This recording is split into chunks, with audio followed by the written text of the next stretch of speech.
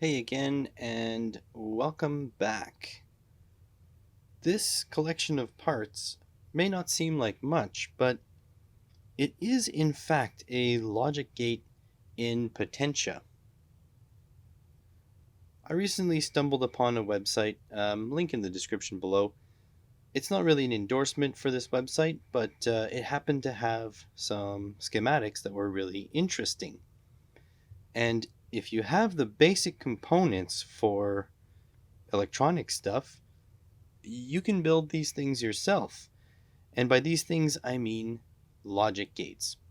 You can get ICs that are logic gates, but you can also build some with the stuff you have at home.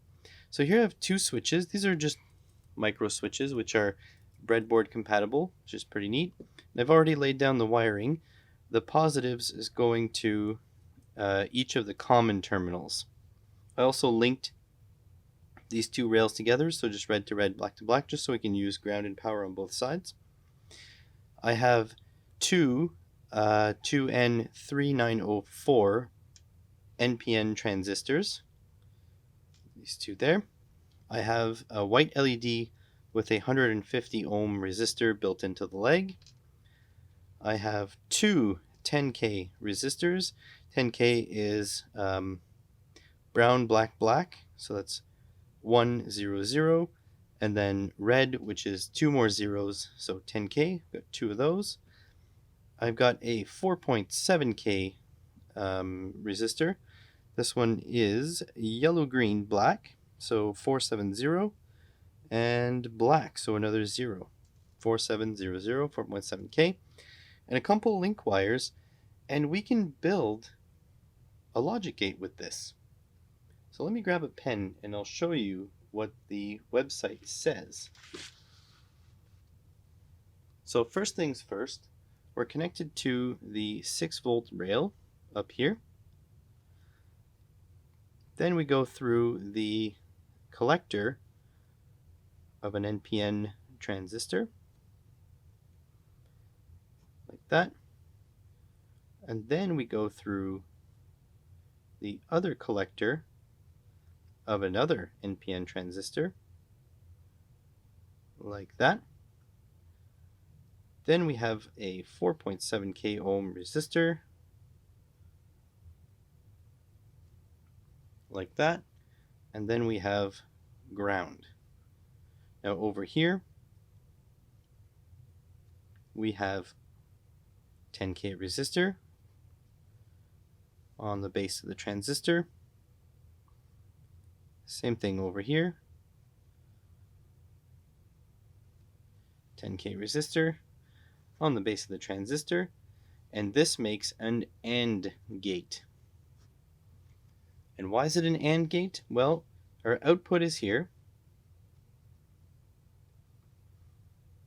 Think about it this way. An AND gate requires both inputs. Say that's input A and this input B.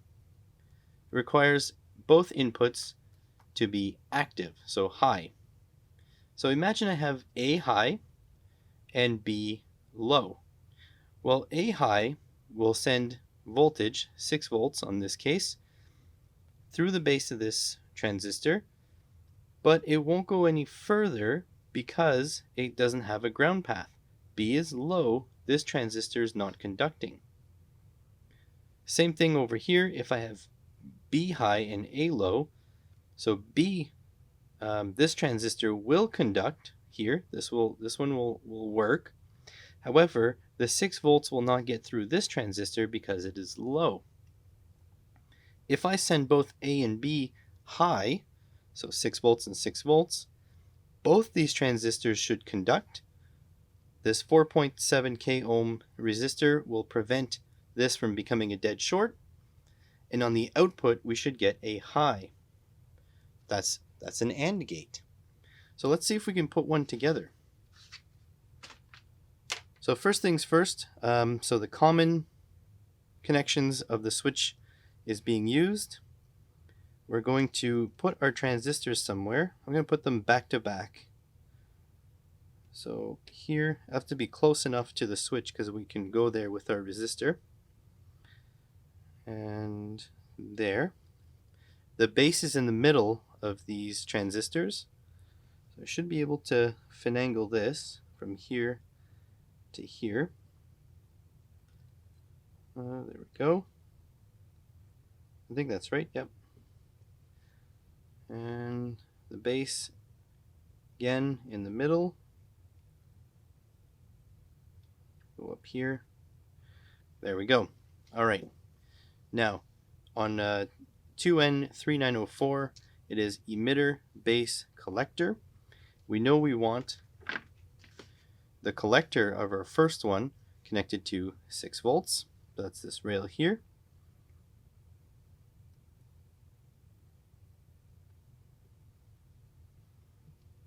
And then we want the emitter, which is this one here. Whoops, missed it.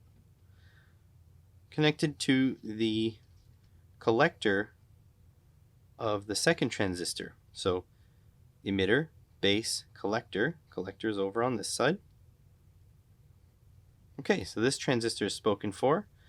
Now on this transistor here, we want the emitter, the part with the diode, to go to ground through a 4.7K resistor.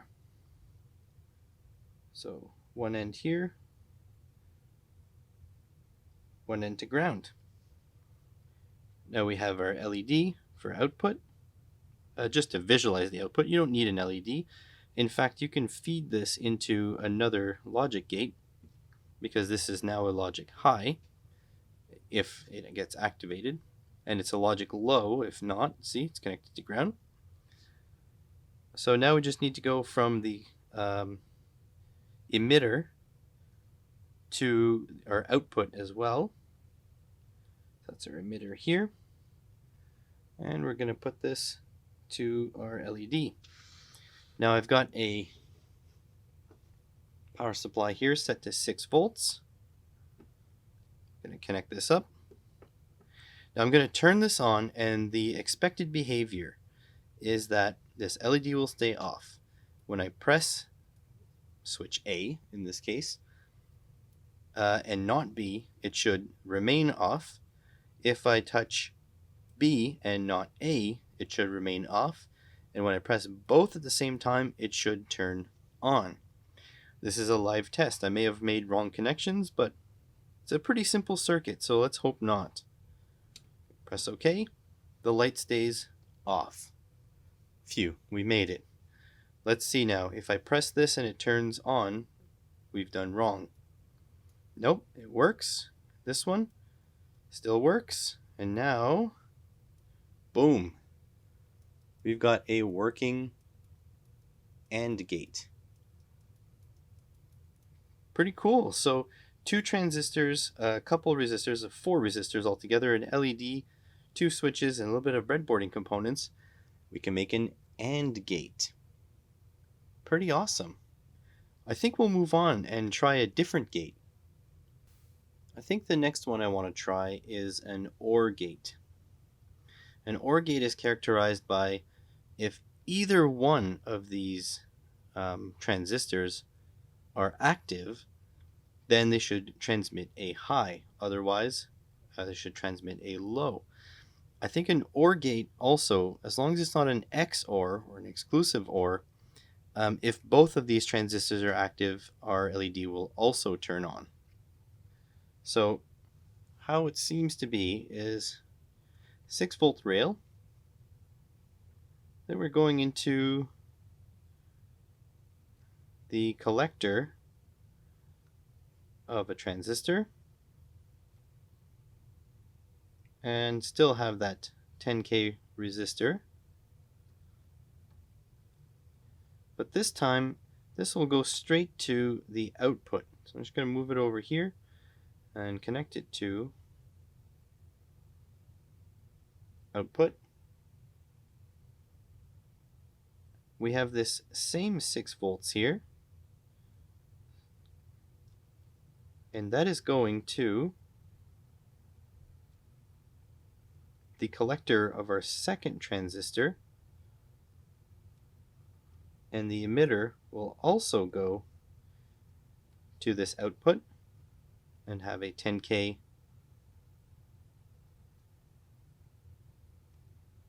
base resistor. That's our A, and that's our B. And then we'll still need the 4.7K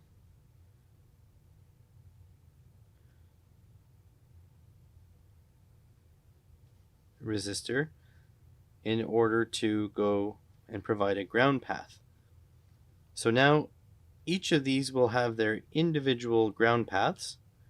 So this one here, A will ground through here, B will ground through here, and it seems like if I activate A, 6 volts will come through here to the output.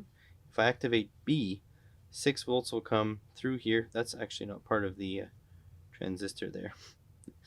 But 6 volts will come around here to B and ground out through here. So it looks like our OR gate should work in this configuration. Plus, I mean, I got it from the internet, so it couldn't possibly be bad. So let's start with our 10K resistors. They go in the same place. I actually shouldn't have pulled them out, but I guess it's easier to have a clean slate. At least more visually simple.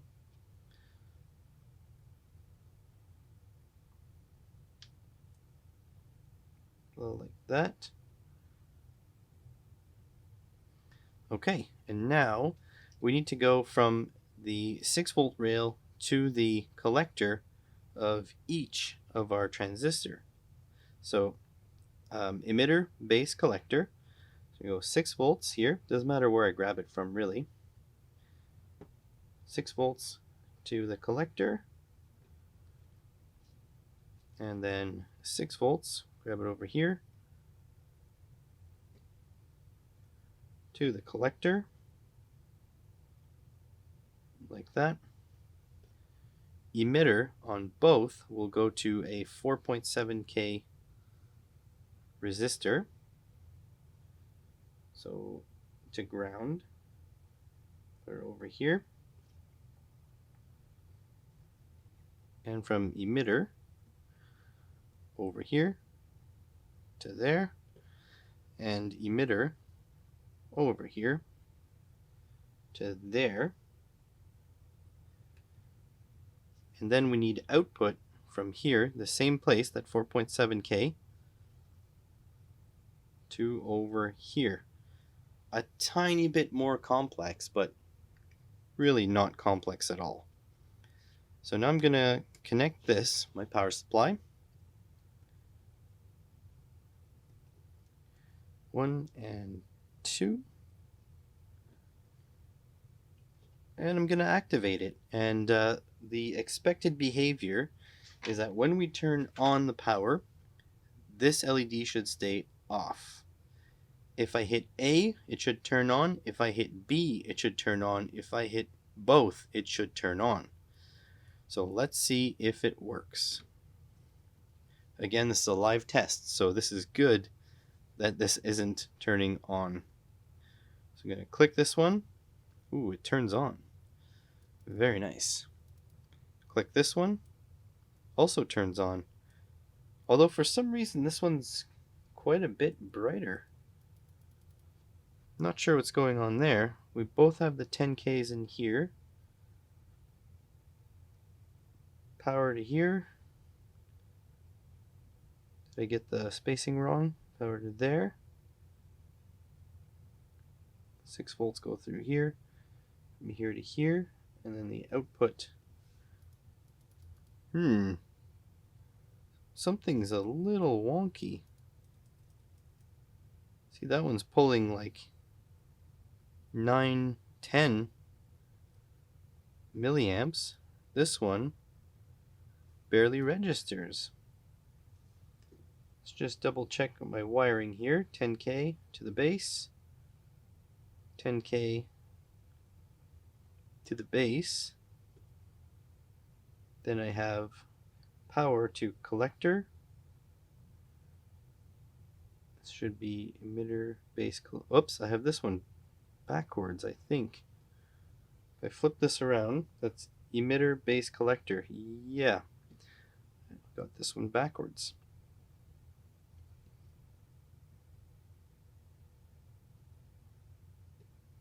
Okay, let's try that again. Oh, that won't turn on at all now. All right, let's get serious here. Power to the collector. So this is emitter base collector. Power is going to the collector. The emitter going to the output and the 4.7K. So that's the emitter here. To the output here that has the 4.7K. Just going to make sure, so swap that to a different one. And 10K to the base.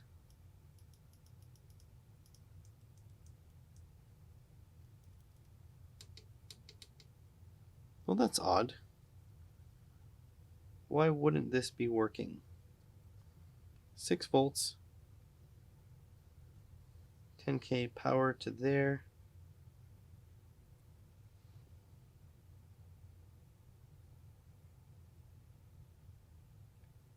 It's not making any sense. It's as if one of these wires is no good. Oh, yeah, it works now. I think one of these wires were no good.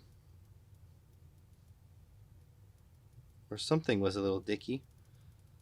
That's interesting. It works just fine now. And I haven't really changed anything. I did swap emitter and collector before. But yeah, works just perfectly. So I hope you found this entertaining. I think in the next video, because this one's getting a little long already, we're going to try some other logic gates.